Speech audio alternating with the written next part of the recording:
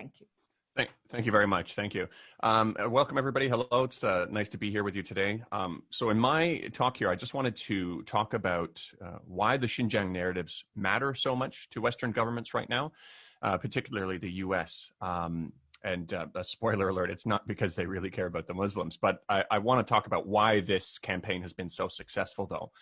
As we know, Canadian Parliament recently voted on a motion to call what's going on in Xinjiang a genocide. It passed with overwhelming support, and I actually wanted to reach out to one of the MPs to find out a bit more about what went into the decision-making process. I reached out to 80 MPs who voted yes on the motion, including some on the subcommittee who were even more active with pushing this forward. I explained that I have a channel with over 100,000 subscribers, but every single one of them either ignored or refused the request. There was one single Conservative MP from Parry Sound, Scott Atchison, who did agree. But as we approached the agreed upon date, a few hours before the interview, Scott's office abruptly canceled and said that they weren't interested in rescheduling. It, of course, at least to me, is quite apparent that they looked at my channel and found out that I might have a bit of a different take on the situation, and my show might include questions that are uncomfortable to answer. But I wasn't actually looking for a confrontation. I genuinely wanted to understand how they were briefed and who was involved. I actually empathize with their desire to vote yes and don't really hold it against them personally. This is even despite the fact they are confident enough to use such a strong term to describe the situation in Xinjiang and prop up the idea of even boycotting the Beijing Olympics, yet seem to lack the confidence to engage with potentially difficult questions. One of the things I really wanted to figure out was if there was any concern that the US government is putting so much money behind this narrative, funding overseas Uyghur groups millions of dollars and dedicating a lot of airtime towards it, and what this kind of effort usually means. We have a precedent for fake propaganda created to serve America's geopolitical interests, whether it be the weapons of mass destruction or fake incubator baby stories, and a host of other fake human rights abuses or false flag operations. And they have very good reason to want to disrupt China and its relationships. China's economy is now set to overtake America sooner than expected. Resource-rich countries finally have a non-Western option for cooperative partnerships, China, and they're increasingly choosing that option, particularly in America's old stronghold of Latin America, countries who have suffered under the brutality of American government operations for a long time. Chinese telecommunication companies are offering new non-American options, which are, of course, being slandered as having back doors, according to the accusations of a country that has constantly wiretapped the phones of even allied countries. And there's an increasing risk that the renminbi will challenge the US dollar's global hegemony. We can see that with the potential of the digital renminbi and many other international settlements now being done in renminbi, effectively circumventing American sanctions, which are designed to strangle governments and kill its people. Add the context of Xinjiang being the site of Asia's largest oil deposits and the fact that it's a key doorway to China's Belt and Road Initiative, and that it suffered from pre-existing Islamic terrorism problems, the question suddenly becomes, how could you possibly not expect America to take a special interest in Xinjiang?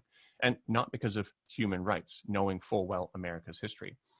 From what I've found about the initiative in Canada so far on my own, and with the help of a group called the Canada Files, there wasn't any meaningful pushback on the narrative or concern about being used for America's geopolitical interests. On the contrary, one of the main contributors was from the Uyghur Rights Advocacy Project, a Canadian NGO set up with funds from the NED, National Endowment for Democracy, an organization who Max Blumenthal had pointed out that had its president say that what the CIA used to do covertly, they now do through the NED. This is basically a front to overthrow and destabilize governments, and it has nothing to do with democracy. They'll be just fine with overthrowing a democratically elected leader with a dictator if it serves America's geopolitical and corporate interests well enough. Going back to the Canadian vote, with all of this in mind, why would I empathize with the MPs who voted yes on this motion? Aside from a very careful weaponization of compassion, the personal and professional consequences of voting yes on this genocide motion and later finding out it was just another giant propaganda campaign are far less than the consequences of voting no and finding out later a genocide was really going on. So in the absence of enough information, it's clear how they'd vote and the importance of having their voter base, who have been propagandized into a strong position on the topic, must see that their elected MP voted the correct way.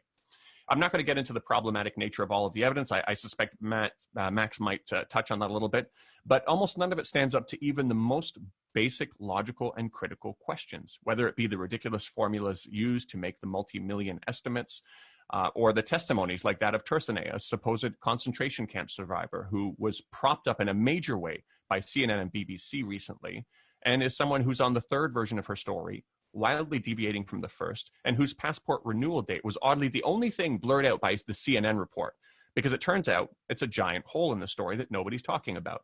It would be odd enough if China would grant a passport to someone they're trying to genocide, but it would be even more odd that her passport was renewed during the time she said she was under arrest. So the need to blur that out becomes quite apparent now. But this obvious deceit and hole-filled narrative that doesn't remotely resemble honest journalism doesn't matter, because people are also frightened out of asking questions.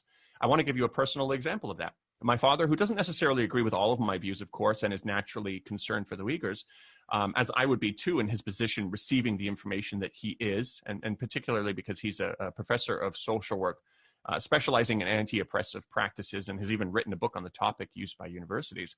He actually does empathize with my point that anytime America says they want to liberate a people's suspicion, at least in regard to the true intentions, is probably a healthy thing to have. In an academic theology form he contributes towards, he asked the question whether we should be concerned about the intentions behind the narrative and if it really is in the best interests of the Uyghur population, or it's being used to satisfy some sort of a Western imperialistic agenda. His question was, how do we support the Uyghurs and how do we help them without being used as a tool? With this mild statement in mind, my father was labeled a genocide denier. Not even in a theology form, full of academics, was he allowed to ask a question or to even question the intentions, even as a person who is concerned about what might be happening in Xinjiang. Now, take that one step further. Imagine someone who actually is skeptical of the whole narrative and are seeing these massive red flags. There's no room for them in society to talk about it. Consent is being manufactured, scaring people into a specific narrative. Not only did we not learn about the risks of fake weapons of mass destruction like stories being accepted by the masses, but we didn't learn from the problematic phrase used by George Bush during that time. You're either with us or you're against us.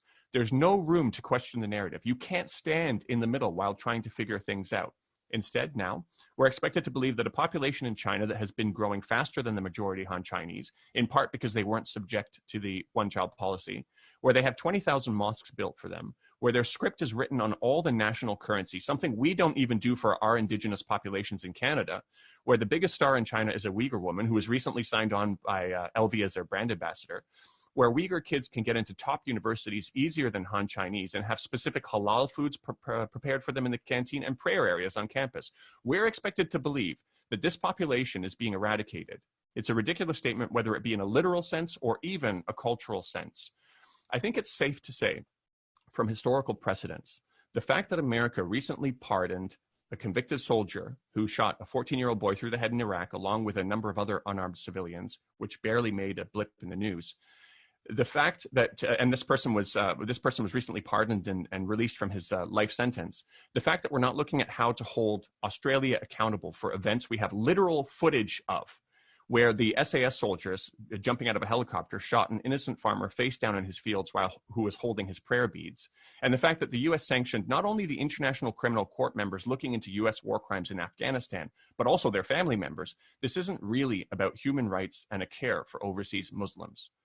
Hypocritical Western nations and problematic narratives aside, I want to talk about the risks that come from brainlessly swallowing and regurgitating this propaganda.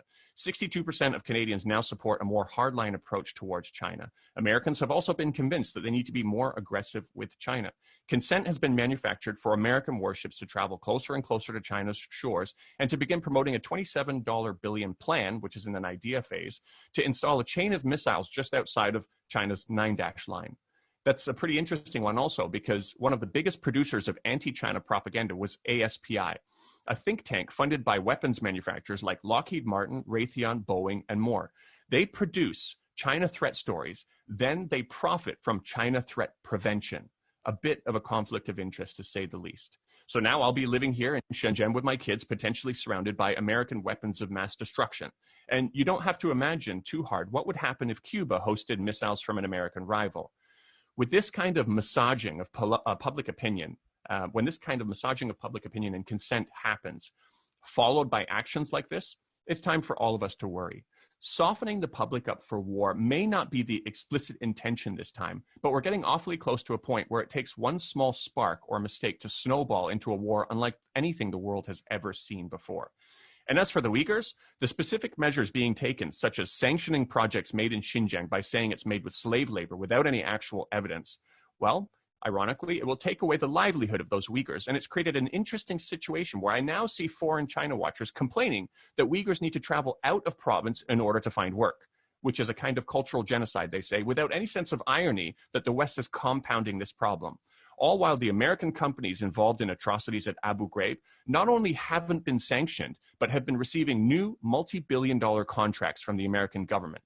And those weapons manufacturers I was speaking about, they are actually using exploitative prison labor in the US to make their parts. And this isn't even the most ironic thing about the narrative.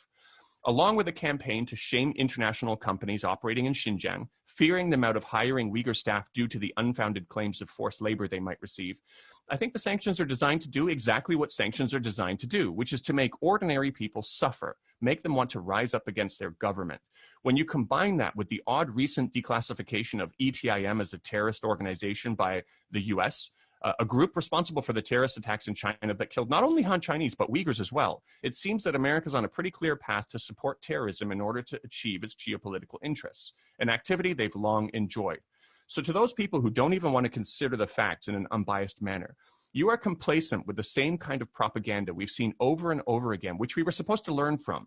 You are potentially complacent with one of the world's largest supporters of terrorism, the CIA, and you're also complacent with helping line the pockets of the military-industrial complex. You're also complacent with the actual attempts by the West to oppress the Uyghurs, and you're complacent for creating a world that's getting closer and closer to a war unlike we've ever seen before. So while I do say I empathize with the MPs blindly going along with this, I still want to finish by saying, to a government that doesn't even allow one of its own citizens to question this troubling piece of legislation, there's very good reason for you to be ashamed of your conduct.